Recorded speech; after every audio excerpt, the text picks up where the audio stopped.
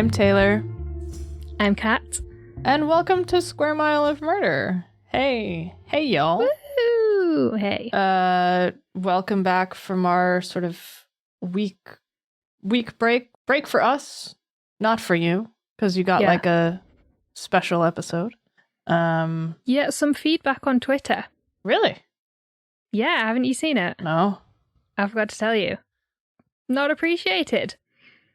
Oh, what did it say? They missed the bants.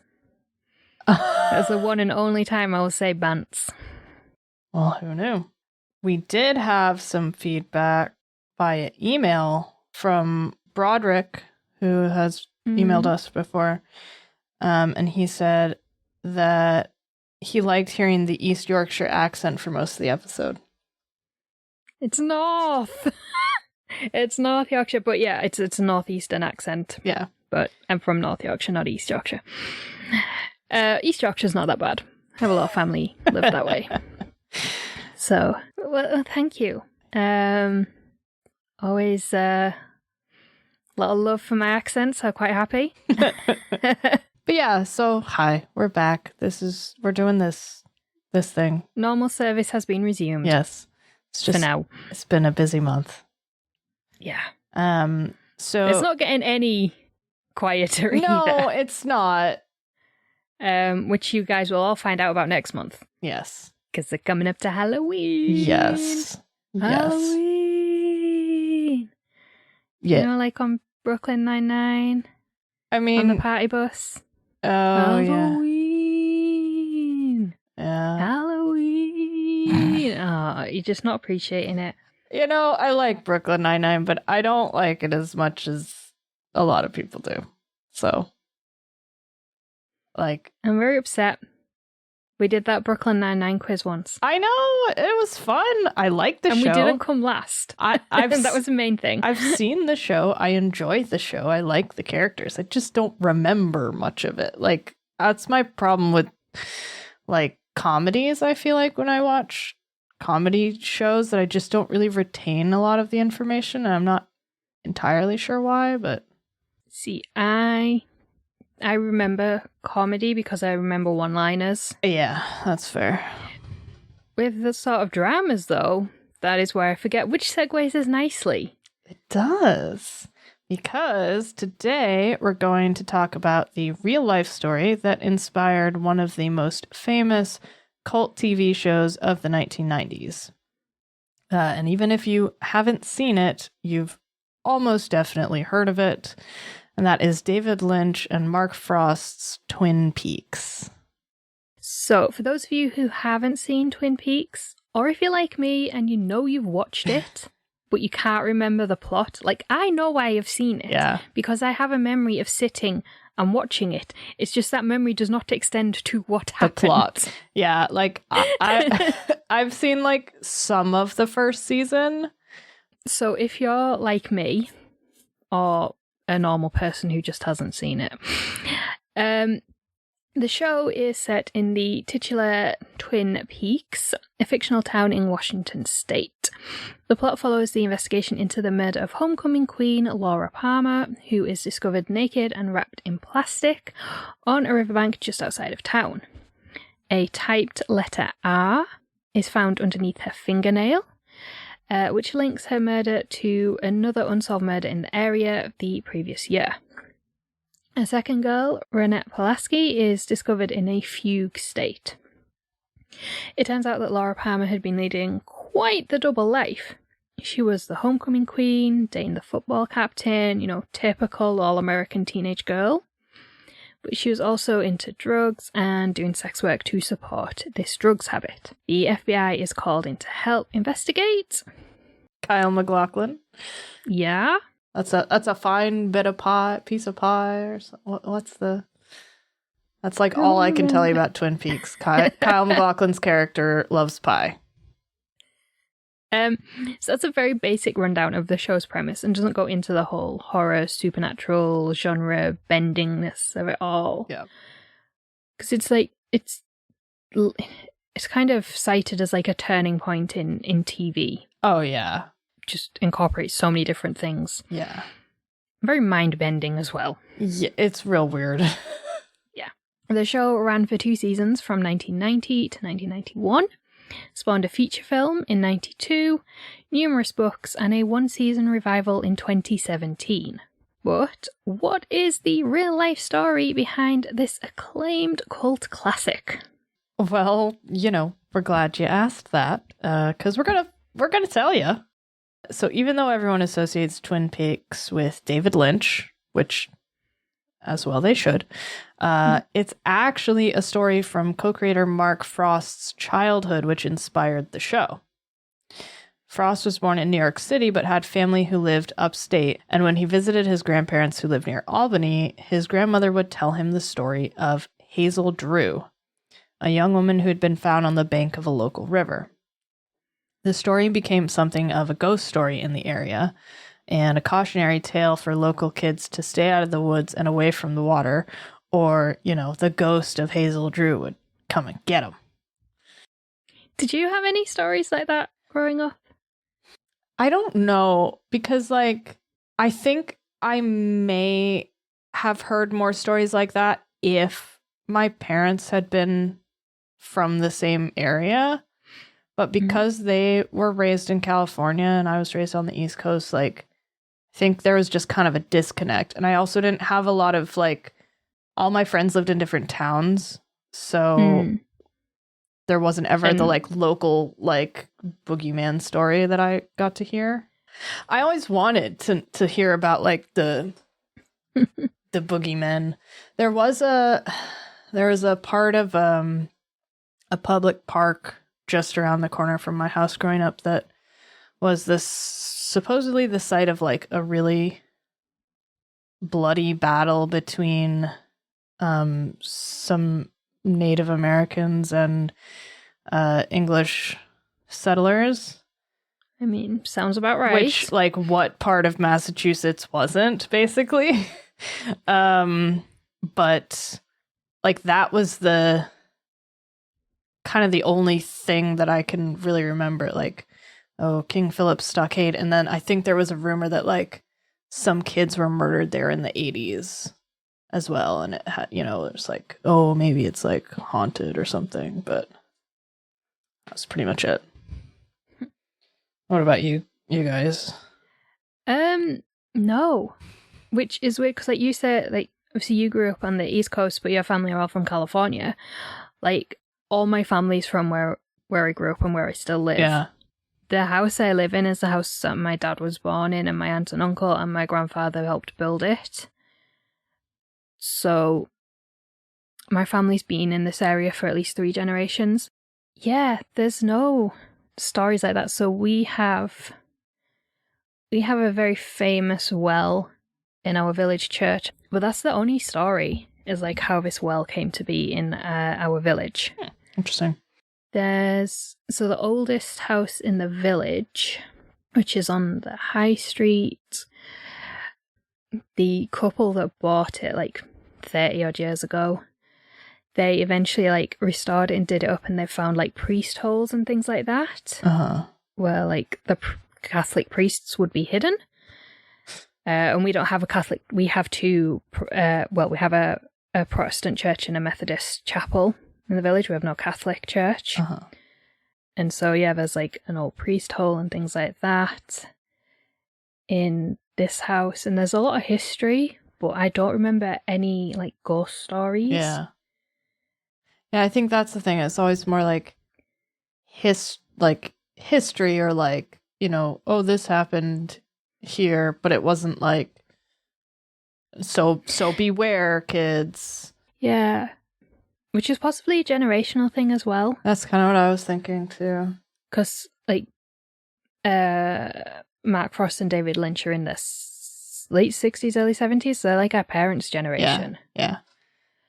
When those kind of stories were told.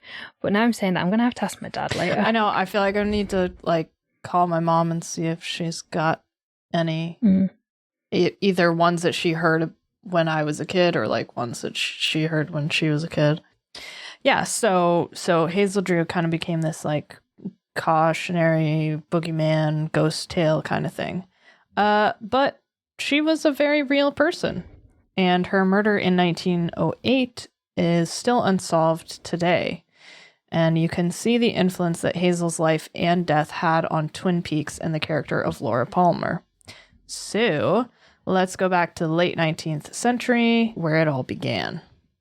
Hazel Irene Drew was born on June 8th, 1888, to parents John and Julia Drew in Poston Kill, near the cities of Troy and Albany in Rensselaer County, New York State. She had an elder brother, Joseph, and 5 younger siblings, Carrie, William, Emma, Emery, and Thomas. Although they're listed as known siblings, So there may be more. so there might be more. The Drews were an average working-class family, and at the age of 14, Hazel left the family home and she went to work in domestic service for an affluent family, starting as a servant, but eventually becoming governess. And she would continue to work in service until just days before her death. She was fair-haired and blue-eyed, described by all who knew her as a beautiful young woman with many admirers, much like Laura Palmer. Yeah. Hazel seemed to be living a very normal life. She had a respectable job, she attended church on Sundays, top-tier respectability. Back in the day, church on Sundays, and had no known enemies. But also, like Laura Palmer, there was a lot going on beneath the surface that most people had no idea about. So at the beginning of July 1908, then 20-year-old Hazel suddenly quit her job working for the mayor of Troy and his family.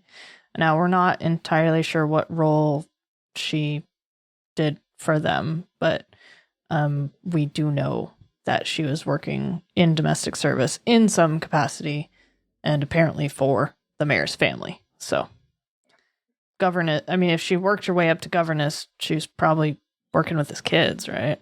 Yeah. And nobody knows why she quit her job just out of the blue. She briefly returned to her parents' home, but she soon packed her bags and told her family that she was going to travel and visit some friends. However, her exact movements remain unknown. Hazel was last seen on the evening of July 7th, walking along Taberton Road in an area called Sand Lake, not far from Troy. And she was seen by Frank Smith, a teenager who worked at a nearby farm, and Rudolph Gundrum, who is described as a charcoal peddler in his mid-30s. A charcoal peddler. I love it.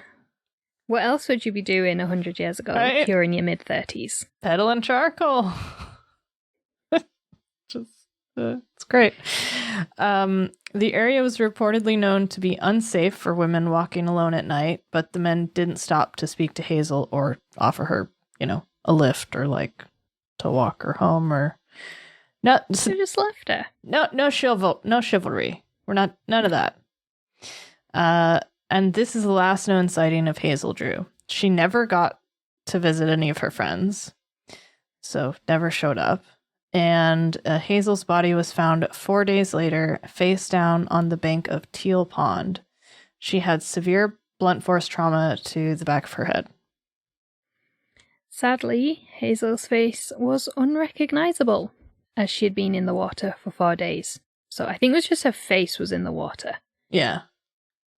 Because every source says that her face is unrecognizable because it's been in the water, but she was on the bank. Yeah, sounds. Yeah, so that's not tidal. It doesn't go up and it's down. A pond, yeah. Just happened to unfortunately fall in such a way. Mm. She was eventually identified using dental records. She didn't drown, though. It was determined that there was no water in her lungs, and it was the skull-crushing blow to the back of the head that had killed her. Her death was determined to be murder, but she had no known enemies, and there was no obvious suspect to begin with.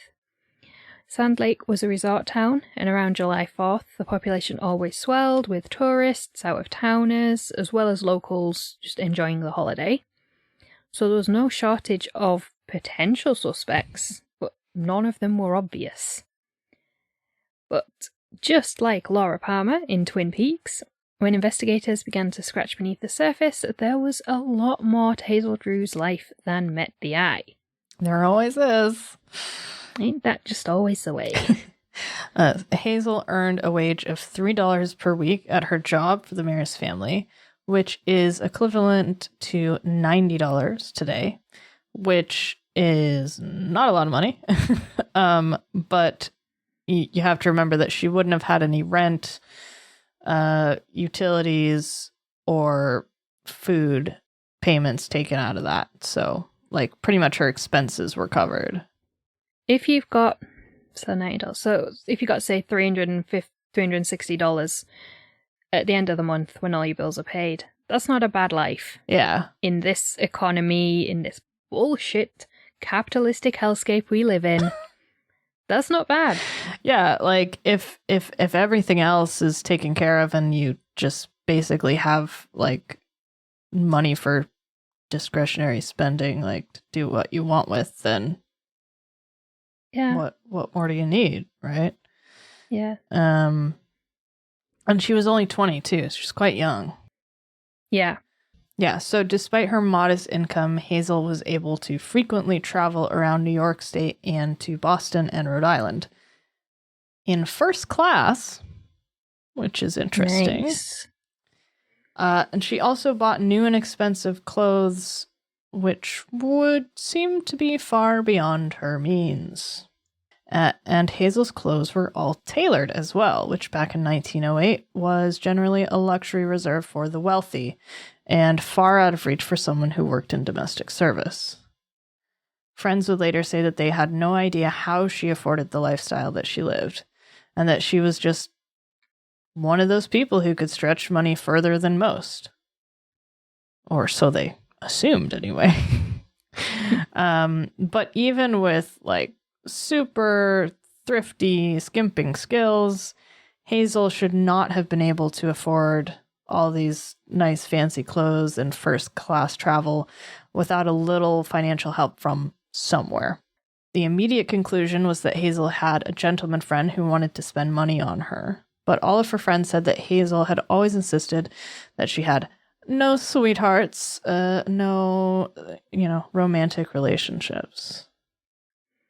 However, when police searched Hazel's belongings and along with her clothes, they found a number of letters seemingly from suitors or potential suitors of Hazel's. But there was a problem. None of these letters were actually signed by name. Instead, they were all signed using initials. But one set of initials frequently came up, and that was CES. But when they asked around about who this man could be, all of Hazel's friends and family said they had no idea. Now, the letters and postcards signed CES were all postmarked either from New York City or from Boston. And those two places which Hazel had recently travelled. The day before she died, in fact just hours before she was seen walking alone near Sand Lake, Hazel had been seen at the train station in Troy, which I think is called Union Station, by a few people, and she was in the company of a gentleman. Mm. None of the witnesses could identify this man, but many believe him to be the mysterious CES. So, CES was obviously a suspect, because, it's always the spouse. It isn't, but but nobody knew who he was, where he was from, or how to find him. And in his absence, police found plenty of other suspects.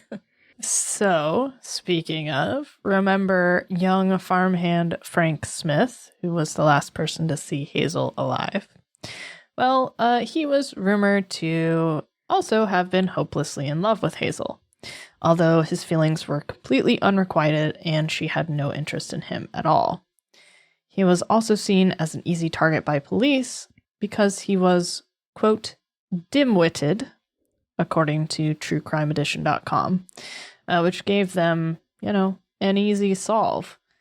A young, quote-unquote, simple man, madly in love with a woman who doesn't love him back, who was also the last person to see her alive in an unsafe area. It's, just your standard easy open and shut, easy win for the cops. I mean, when you say it all like that, There's plenty of cases actually fit Oh, sure. that situation. Maybe not this one. Yeah. Because Frank Smith was cleared after multiple people were able to provide him with an alibi for the night Hazel was murdered, placing him nowhere near Sand Lake. As police began to look beyond the easy target, there were many potential suspects who came to light. According to a blog on Penn State's website, which is linked in the show notes, as always, potential suspects included a dentist who had proposed to Hazel, a train conductor with whom she might have been having a secret affair, and a local millionaire who was also rumored to be having an affair with Hazel. Sounds like a good portfolio to me. Mm. Not to mention that Sand Lake had been full of tourists at the time of her murder and was a popular place for hunters and fishermen. Hazel's murder had captured the nation's attention, and the ever-growing list of suspects just added to the fascination around this case. But perhaps the most interesting suspect was yet to come. At one point, police began to theorize that her own maternal uncle, William Taylor, may have been responsible for the murder. Although Sand Lake is close to Troy, where Hazel was living and working until just days before her death, and close to Post-Kill, where her parents lived, she didn't actually know anyone in Sand Lake, but her uncle lived just a mile away from Teal Pond, where her body was later found. He was also one of the people who helped retrieve her body from the water. William's wife had recently died, and he was known to be depressed and, quote, melancholy after her death, which I think is his right. Yeah, that's, that's fair enough. The common reaction. Yes, like a thoroughly expected, outcome of the death of a loved one. Yeah. So it was theorized that in his upset, anger, and grief, he could have murdered his niece. Which is a big leap, in my opinion, but whatever. Yeah, I think it would really depend on, their relationship. Yeah. Which, But yeah, it seems like a weird thing to just be like, well, he was sad, so he's a murderer. But I couldn't find any more, context as to how they came to this decision. Yeah. So there might be more info out there, or at one point there was. It's based on a lot of tittle-tattle by the sounds of it. Yeah.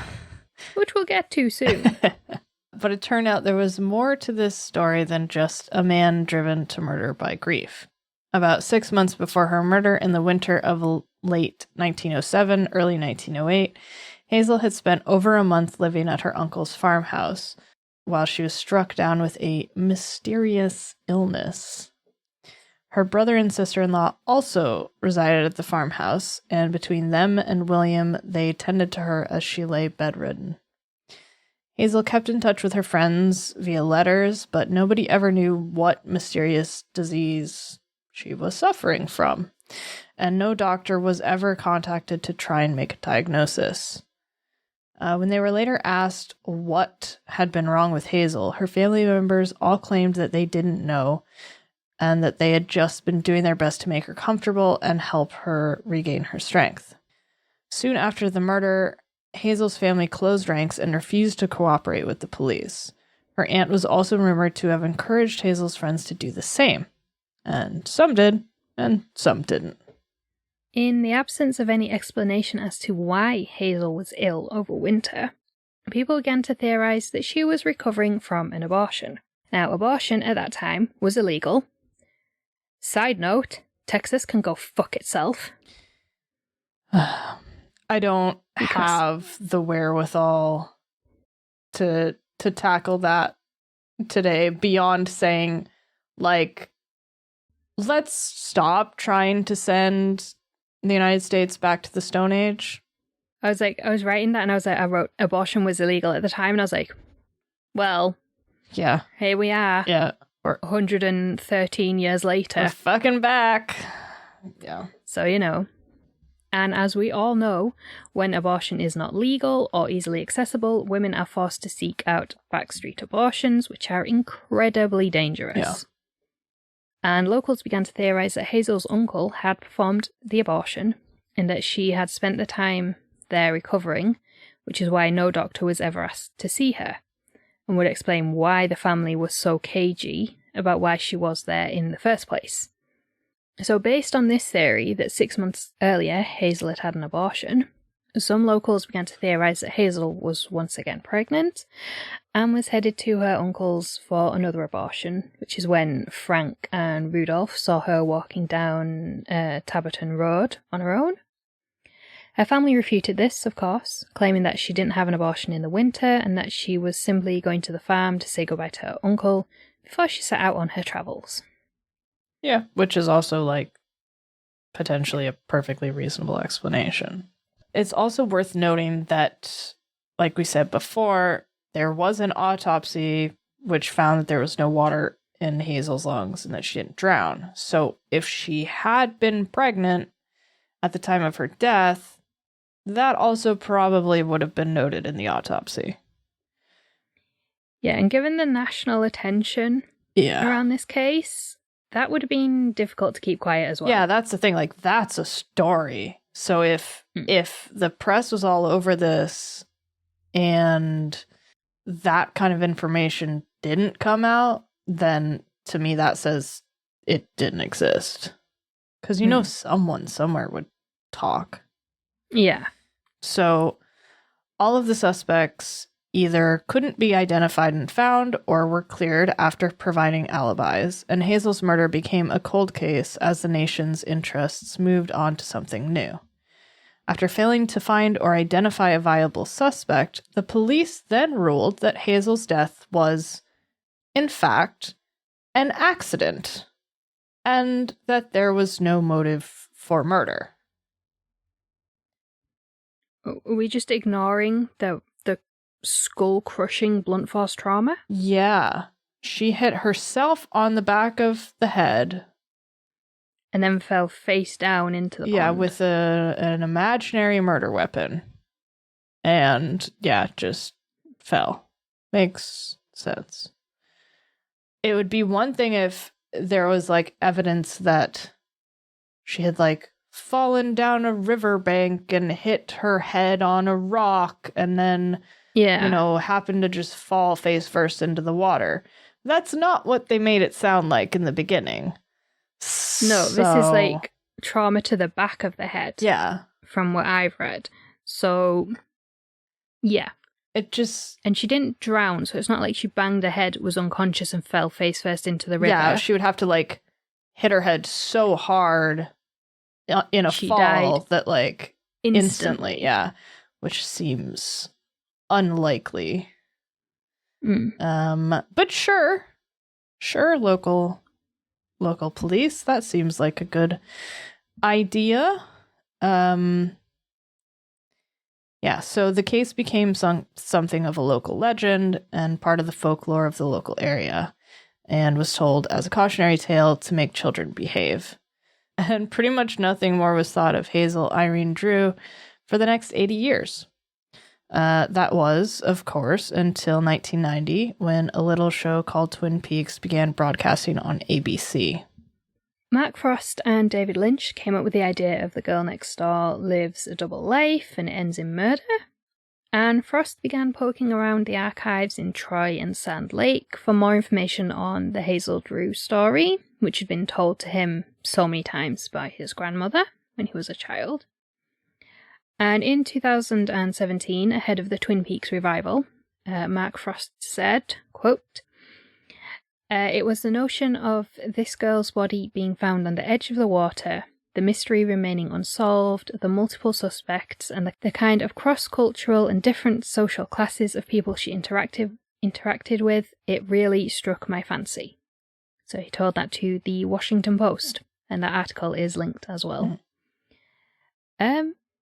So yeah, totally get where that story came from. Yeah. But there has been an unexpected side effect of Twin Peaks and of them revealing where the inspiration came from. Yeah. So in the past 31 years since Twin Peaks began broadcasting, viewers and citizen sleuths have begun investigating Hazel Drew's death.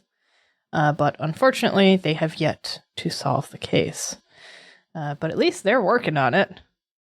Yeah, I think that's really cool. It's super cool. I love that. And also, Twin Peaks is such a show that has some like very, very, very dedicated fans, I feel like. And yeah, that's cool that this is like one subset of that, potentially. Yeah. So yeah, that is the unsolved case of Hazel Drew and the inspiration behind Twin Peaks. I still don't get how... I'm just never going to come to terms with how it was suddenly an accident when they couldn't solve it. I know, just like... just kind of like walk away quietly at that point. Don't put a like neon arrow pointing to your incompetence. Yeah, that's the thing, like, let it become a cold case. Yeah. Obviously no detective wants their like high profile cases to become a cold case.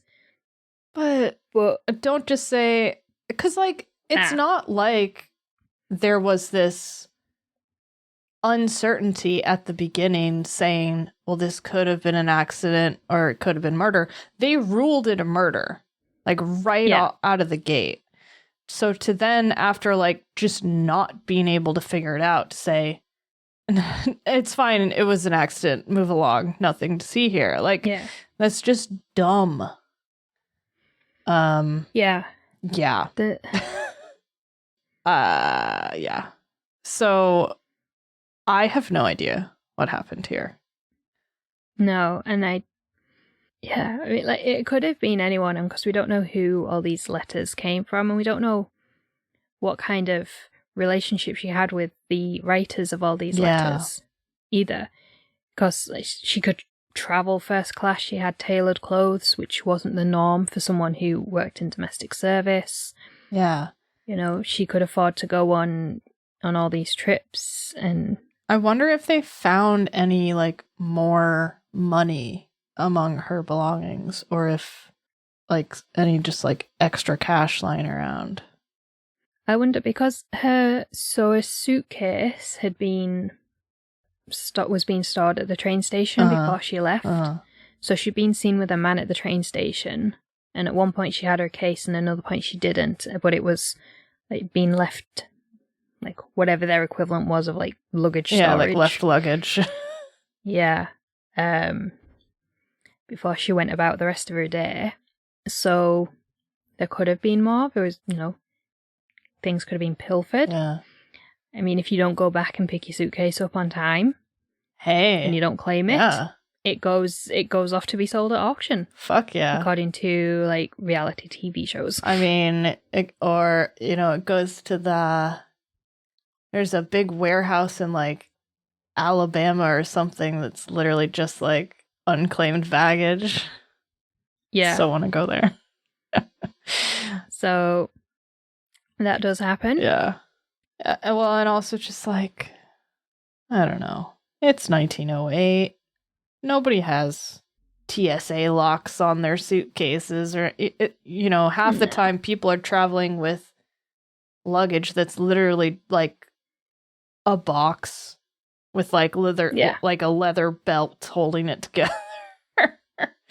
Yeah. So there could have been anything in that suitcase. So it's just interesting because like they seem to have made so much of the fact that like she was living beyond her means and she must have been getting money from somewhere, but then apparently there was no extra money.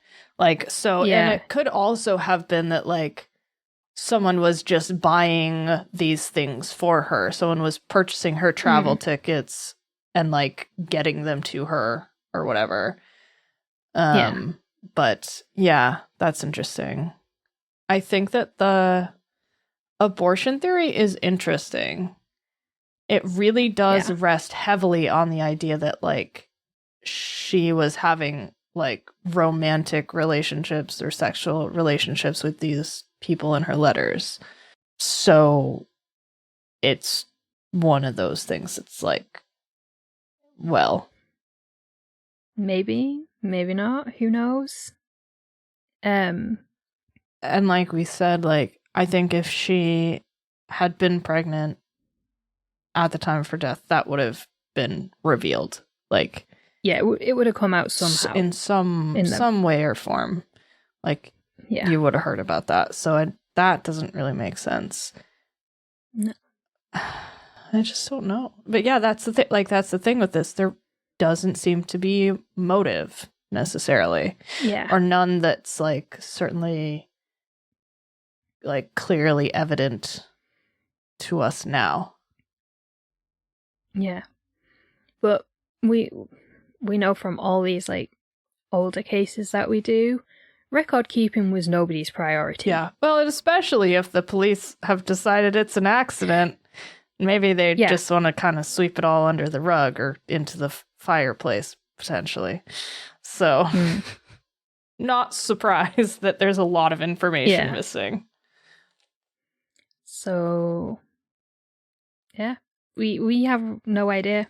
Yeah, but it's and we don't know who these letter writers were. I think that's the thing. Like, if they had at least found out like who some of these people were, that would be one thing. If they had tracked down the like CES or whatever, but there's just fuck all to go on. So yeah, who knows? But letter writing also doesn't mean that she met up with any of them. Yeah. Okay, some of the letters were more intimate than others and suggested there had been meeting and there had been sex of some description. Yeah. Or some kind of like intimate physical contact. But they were like from all different people. Loads of people write like pen pal letters and things like that. Yeah. Doesn't necessarily mean you've met up with these people. No. Same as like, look at like online dating now. People are sexting all the time. Doesn't mean they've actually met up, especially in like a pandemic era. Yeah, and also like, I mean, it could kind of be a Tinder situation where like you start talking to 6 people, but you only end up meeting up with 2 or 3, Yeah.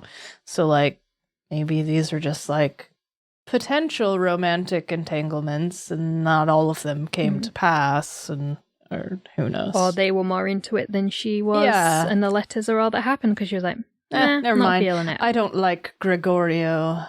I'll move along. Why Gregorio? I don't know. That's Why the not? first name that came to mind. Yes, apparently. I literally don't know why.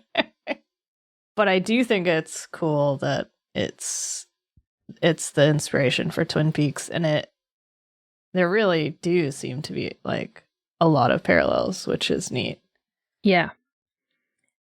I don't think it moves into the sci-fi fantasy genre bending realm. There's not like isn't that thing in Twin Peaks like the red room and the weird And Bob. Yeah. Oh god. Yeah.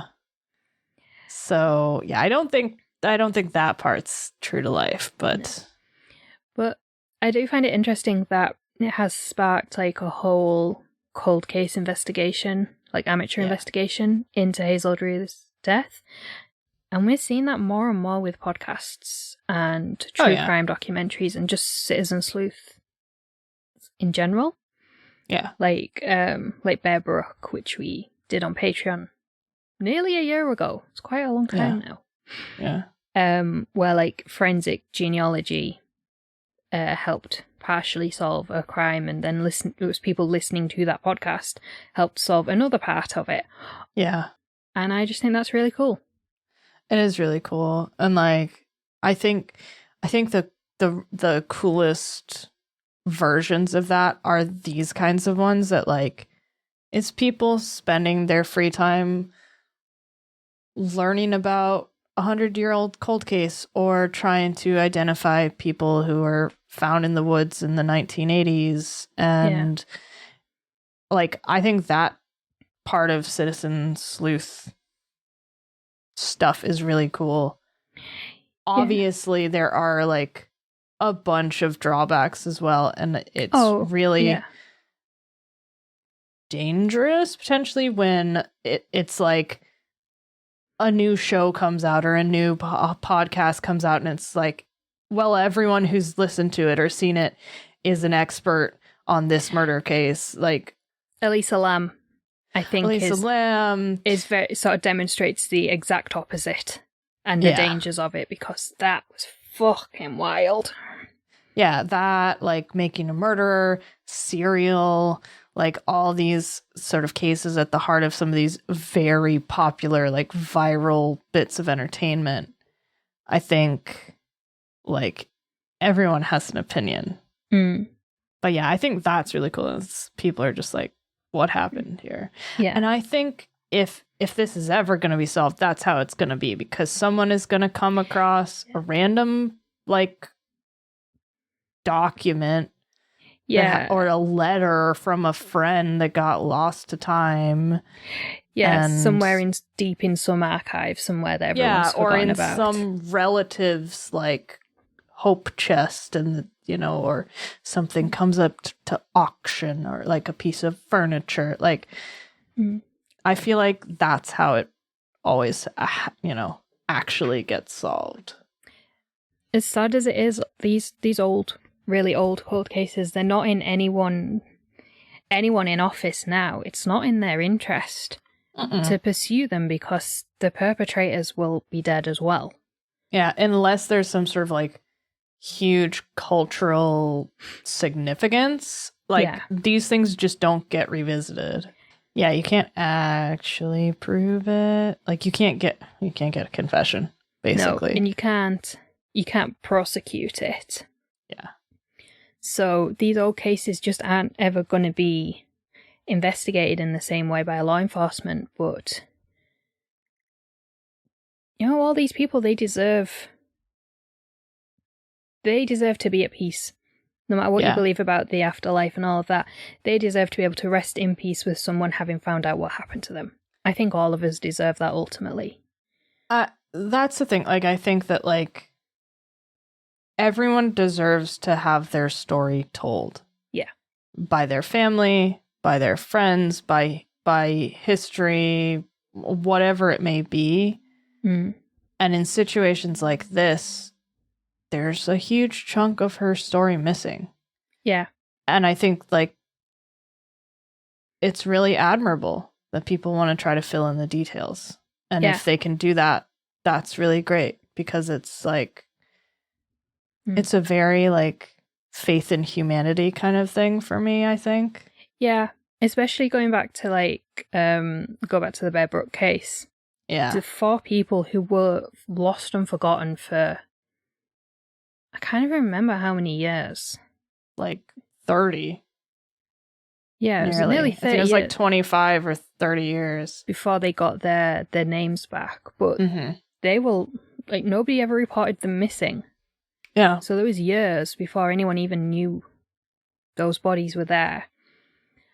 And, was public radio, New Hampshire Public Radio did the podcast, but it was just citizen sleuths who've pioneered an entirely new forensic technique. Yeah. Or forensic identification method. For nothing, there's nothing in it for them. Yeah. And like you say, it's a proper, like, faith in humanity kind of thing. Yeah. It's like, that's really cool. Thank you for doing that. Yeah. And everyone who has died, either nameless or, they say, with their stories just not being told. And especially cases like this where it's become so sensationalized. Yeah. Because yes, there are a lot of comparisons with Laura Palmer. But Laura Palmer's story doesn't fill in the gaps in Hazel Drew's. Yeah. And it makes Hazel Drew's story a lot more sensationalized and a lot more salacious. Yes. And also, like, it kind of takes away from her story as well. Like, well, yes, you might know about this case because of its connection to this show. But, Hazel Drew was there 100 years earlier. Yeah. 90 years earlier, basically. Yeah. She deserves to have her story told separately. Yes. And I really hope that happens. Yeah. It's two sides to the coin that this case inspired Twin Peaks because it's brought attention to it, good and bad, potentially. Yeah. But yeah.